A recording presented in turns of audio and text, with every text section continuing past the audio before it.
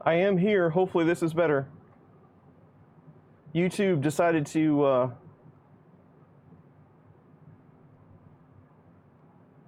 hopefully this is working now. Hello everyone. YouTube decided to change my my stream key.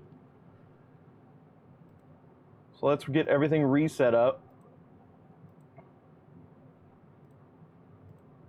One moment. Technical difficulties, please stand by. YouTube's been making a lot of changes lately, and I seem to run into every one of them. I think I uploaded the last video roughly 16 times before it worked.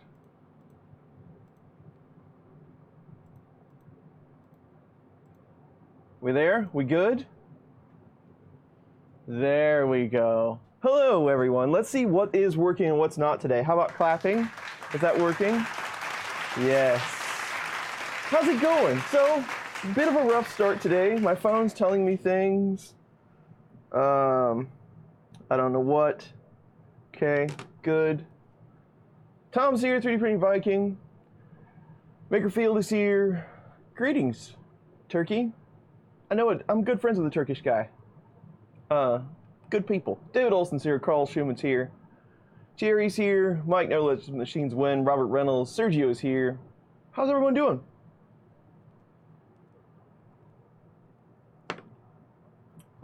Coffee. The Guinness is here. Good morning, Mark Hart. Mike Hutchins, hello. John D is here. Ricardo, hello from Portugal. Michael Fox is here. Chris Gulata is here. Bob S. Buffer size and related island items in Marlin. I mean, you can overrun it pretty easy. I'd have to get you some numbers, though. I hope to test a lot of that now that the 32-bit boards are really cheap. I hope to test a lot of that good stuff. Jay's 3D Adventures here. Hello. Cromer is here. Good morning, David. How are you? Lester is here. Good morning. So today, you know, this is the usual Sunday. Hanging out, talking to chat. So this printer, now, it is from SeeMeCNC. Who, they make good stuff, right? They are... $1 super chat from John, thank you very much. Awesome, you got your SKR working. Hello, Lester, or I already said hello, Lester. Who? Imagination to form. Hello. Yeah, box is a bit banged up. So, there's a story with every printer that I get, right? So I got this thing cheap because they stopped making them. I'm pretty sure that they no longer make this machine. This is the Eris. It is completely injection molded. It looks like a Fisher-Price 3D printer. The only reason why I got it, one, is because it was really cheap. I bought it around $200, I want to say, months and months ago. It's been sitting down there on the shelf. If you go back and watch some of the videos, you can see it sitting down there. It's been sitting down there forever. But the biggest reason why I bought it is because this is the famous backpack printer that Mitch 3D had for a couple years in a row. And I really liked the look of it, and just the fact that Mitch made it a backpack, I really wanted to play with one and try it out. Now, he has since moved to a different SeeMeCNC printer. At Murph this year, at Murph 19, he had a different metal version. It was still a small one, but it was a lot different printer than this one. So I definitely wanted to give this a try, just play around with it. It might be fun. We'll give it to somebody or something after we mess with it for a little while. So, just another excuse to, you know, have a 3D printer and hang out with you all. William, how's it going? Dan, hopefully we're getting some of your issues worked out. Good to see you on the stream. I know we've talked a little bit back and forth. John Clark is here. Ricky Tanner. A Fatal Paper Cut. I always love that name.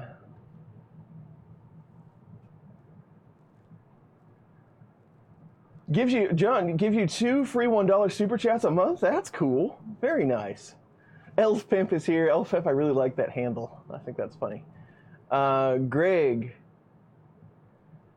Gary. Oh, kind of Chad Williams is here. Try to keep my mega way more quiet. Yes, 22.8's really quiet things down. Yeah, because I need another printer. Yep, you bet. You bet. Okay, so let's just have a look, see what's in this thing. Like I said, it's been sitting there a while. I'm not even sure what parts they use, who they had it made. I mean, I'm sure SeeMeCNC makes all this stuff by, most all this stuff by hand right there in Indiana, right? But I'm not sure who made this one. Like I said, it is completely injection molded. And for what I understand, it's all one piece assembled, you know, stand it up and try to print on it. From what Mitch was saying, it has some sort of wacky auto bed leveling that it tries to do. Oh, how cute is that? Look at this. That's just adorable. Got a little packet of stuff. Hopefully they didn't send me any communications or something in along with the printer, because it's been a while. Oh, I got a spool of filament. That's got some age on it. And it's blue, and it's not vacuum packed, so I don't know how good that's going to be.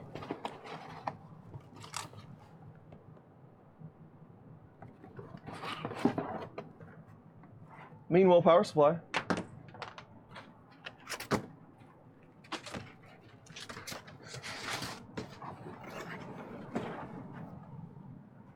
Okay.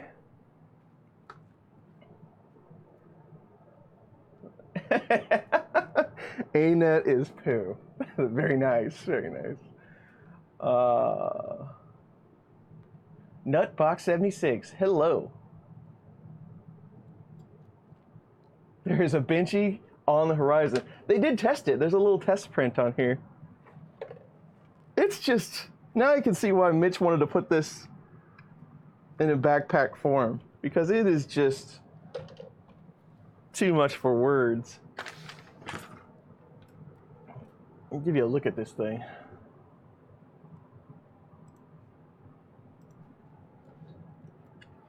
See, they did put it does have a test print on it. It does have an easy R, though. I mean, that's not a bad extruder. I mean, they're only 35 bucks, but not bad. It's not a bad extruder. I put it on a few things.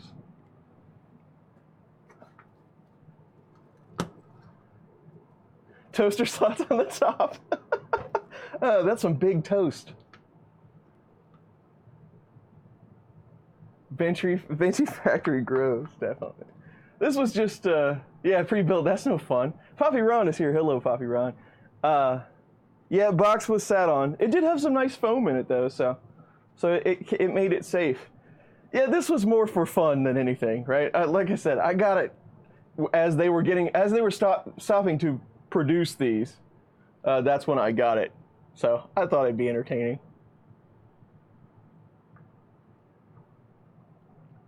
You go camping with it. That's right.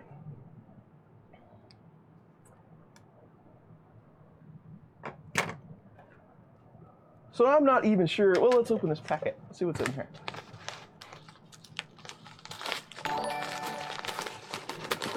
David Olson, $5. Thank you very much, David. It is much appreciated. This is a USB cable. That's all that's in this packet. I did get a sticker.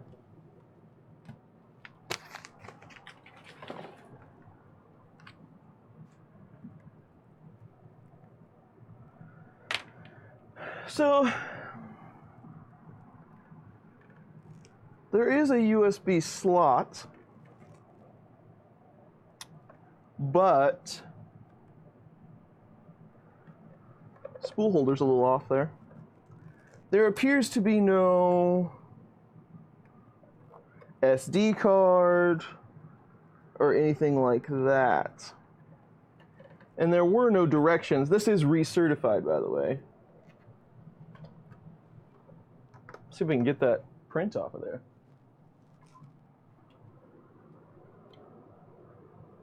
My volume is up and down. It should be fairly consistent, I hope.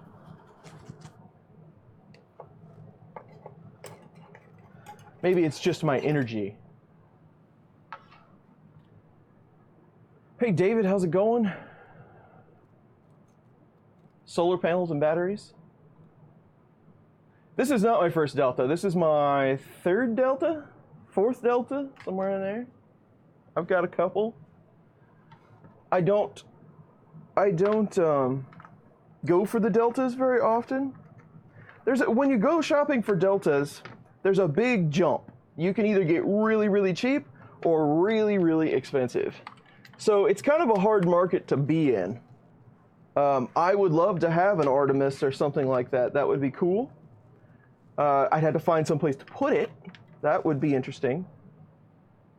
But it's just not high on my list of printers to buy.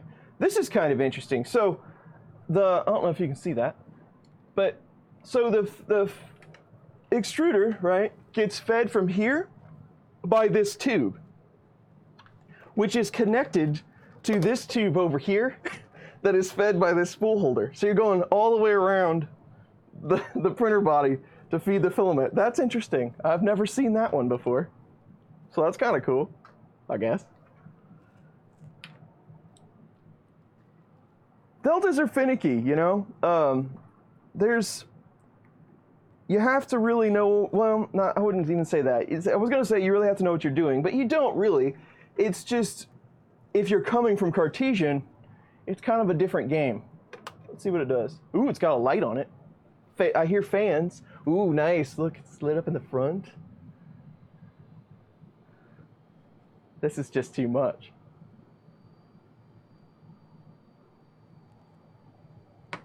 Let's just see how good this filament is. You foresee nothing good?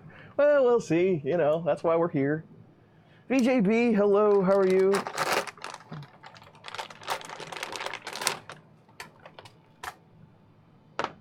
Yeah, I'd hear you, Delta message you. I know, they're fun to watch print, but man, try to level one and it's a nightmare. Filament's a little crunchy, not too bad.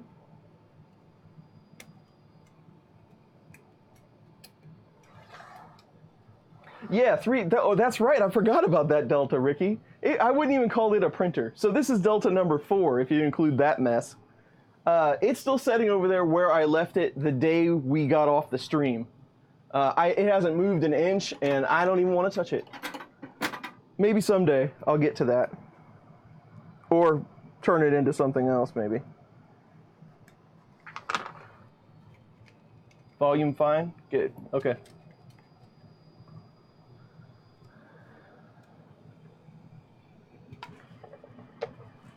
My little spool holder doesn't like to sit on there very well, though. It does fit their spool, which, you know, sometimes you get a manufacturer that doesn't do that.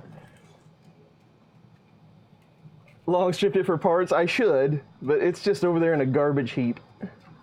It really is. I took it apart.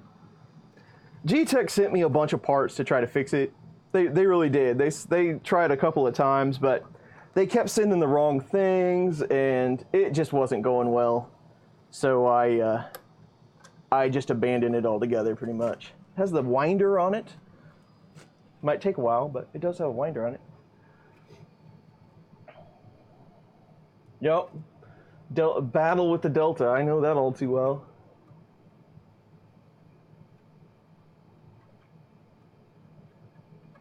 Philodry? No, Philodry has not contacted me at all. Did everyone see, and Chuck might be watching, but you know, that's fine.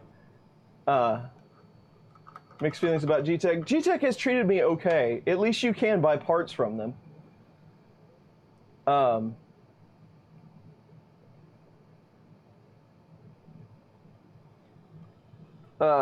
Did everyone see Chuck's video where he proved me wrong? He said, we talked, you know, we sent messages back and forth to each other. Like, no, man, I use the same profile for every machine. That's how I can compare machines, right? If you go messing around with the profile, then you don't know one machine from the next. Now, if you want your machine to run, I'm not saying that that's what you should do. I'm just saying if you're testing hardware, it's pretty hard to jump from profile to profile and get any results that are somewhat consistent. So I use the same one, and that's what I used for the testing that I did with fan or no fan. And Chuck said, well, you need to use my profile, and then you won't need a part fan anymore. And I have yet to test his profile because I don't use Cura very often, so I will get around to that. But Chuck redid it and blocked off all the air, and he says those results are the same. And I believe him. I'm not saying Chuck, is wrong, but I did find the video very fascinating, and I do want to retest it. So we're going to find out. But I like the back and forth. I do. I like that between me and Chuck. Chuck is a lot more, has a lot more time and experience in this field than I do. He's been in 3D printing for a long time, so I trust what he does fully. But I do like being able to take what he's done and try to replicate it. That's kind of fun.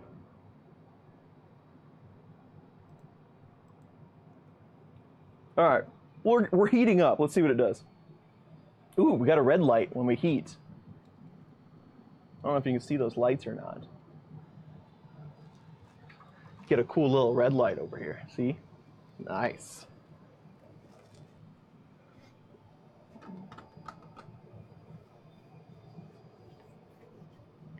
Yeah, I'll probably be able to do that, Tom. Battle of the fans. The magic stuff. I kind of like that. I think he took that in a direction that was he labeled it the magic numbers, and I like the direction that he took that in. And it's just getting your layer height consistent with trying to get it to full steps, right? Trying to get you where you should be on a certain motor, a certain lead screw. But he called it the magic numbers, and I think that really did something for him. I think that was a pretty smart move for a content creator to kind of coin that, because now everybody uses this magic number term. No backpack strap, send it back. Exactly. Hey Colin, how you doing, man?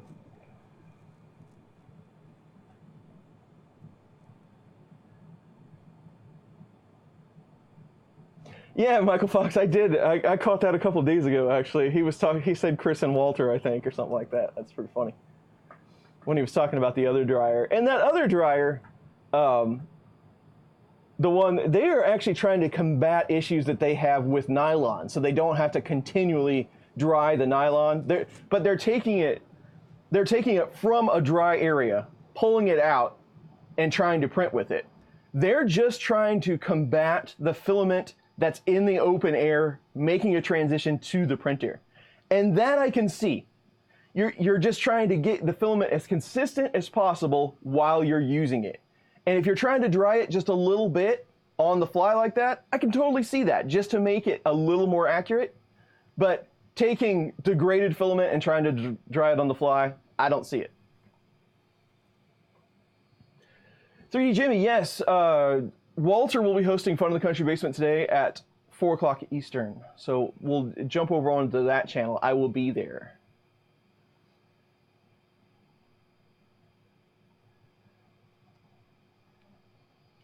Monoprice Select community had magic numbers. Okay. Maybe that's where he got it. I don't know. Chuck started like with DaVinci. He told me how long ago it was, like 2011 or something, that when he got into DaVinci printers. I don't really remember.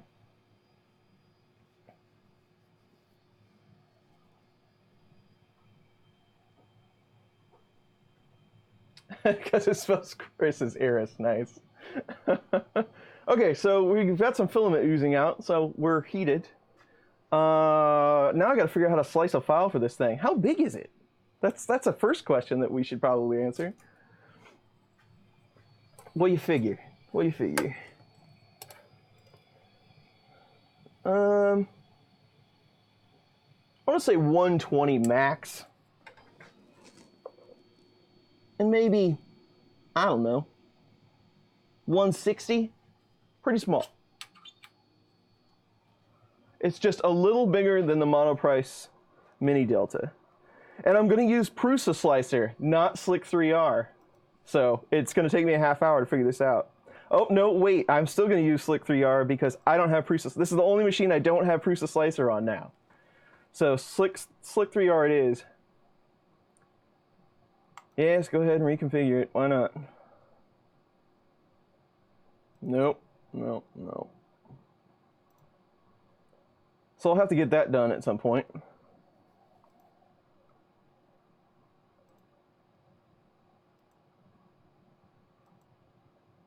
Sure. Okay. Let's see. Now, I believe this thing does have a leveling routine. I don't even have a profile set up for that other mini delta.